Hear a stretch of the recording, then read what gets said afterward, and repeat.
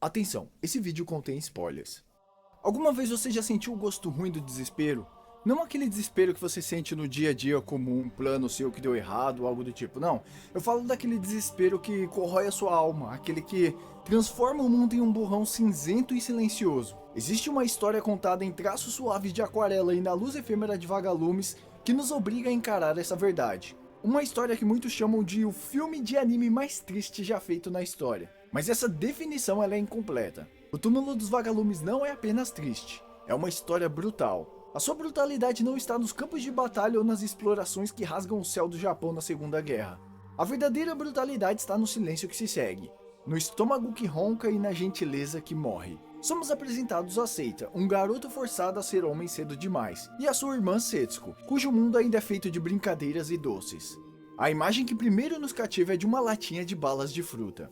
Um pequeno tesouro metálico em meio ao caos. Para nós, é apenas um doce, mas para eles, é um portal para a felicidade. Cada balinha colorida é meio que um vislumbre de um mundo que não existe mais. O pó branco no fundo da lata misturado com água se transforma em um suco que por um instante levam eles ao gosto amargo da realidade. É a doçura artificial tentando mascarar a fome real. A guerra lhes tirou a mãe, a casa e o chão, e eles encontram refúgio na casa de uma tia. A princípio é um alívio, mas é aqui que a animação com a sua delicadeza traiçoeira nos mostra uma das formas mais cruéis de violência, a indiferença. Vemos a tia sutilmente servindo mais arroz para sua própria filha, e vemos também o marido cujos olhos mal registram a presença dos sobrinhos. A comida que deveria ser um símbolo de união, ela torna-se uma arma de segregação. Esse mesmo arroz que foi trocado pelo kimono de sua mãe lhes é negado. Agora imagine esse cenário, a dignidade de um adolescente e a inocência de uma criança que podem sobreviver a bombas, mas dificilmente sobrevivem ao desprezo velado. Seita com seu orgulho ferido, ele toma uma decisão que selará os seus destinos. Ele e Setsuko vão viver sozinhos. É uma escolha nascida da vontade de preservar a alegria de sua irmã, de recriar um lar onde a felicidade não fosse racionada. E por um tempo eles conseguem.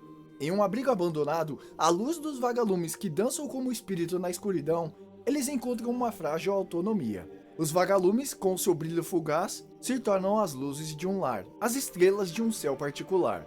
Mas a luz dos insetos, elas duram pouco. E na manhã seguinte, Setsuko cava pequenos túmulos para eles. Uma brincadeira de criança que espelha com a inocência cortante a realidade que a cerca. Ela já entende o que é a morte antes mesmo de entender completamente o que é a vida. A fome, porém, não é uma brincadeira. E ela se torna a terceira personagem da história. É uma presença constante, invisível e implacável.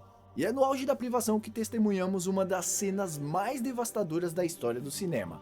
Setsuko, delirando de desnutrição, ela oferece a seu irmão o que ela acredita ser comida. Mas nas suas pequenas mãos estão apenas pedras.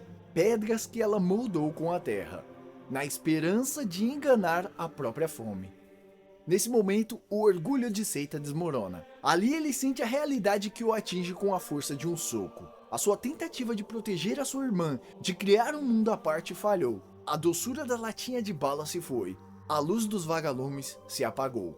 Restaram apenas as pedras. Um alimento imaginário para uma fome real. O túmulo dos vagalumes nos força a questionar.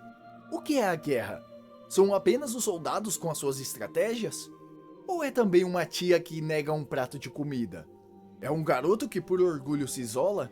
É uma sociedade que em sua própria luta para sobreviver desvia o olhar de duas crianças à beira do abismo? Este filme não oferece vilões fáceis.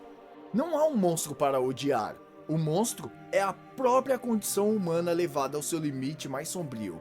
É a indiferença. E essa é uma verdade muito mais difícil de engolir do que qualquer doce. Quando uma criança oferece pedras como um alimento, o universo lhe deveria parar.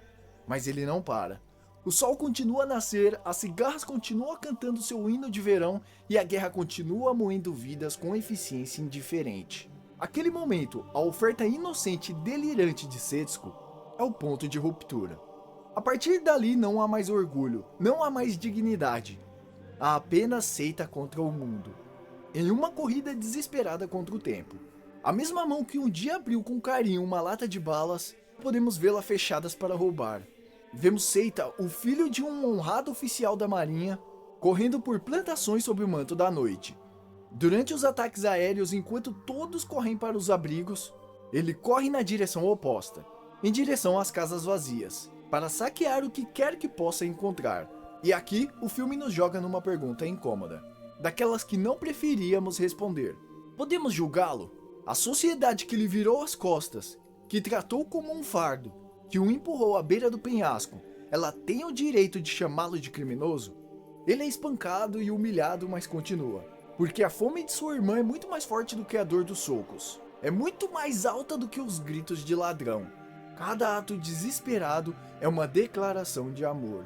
Um amor distorcido, trágico e inquestionavelmente puro. Ele consegue dinheiro, consegue retirar os últimos bens de sua mãe do banco. Por um instante a esperança ela volta a cintilar.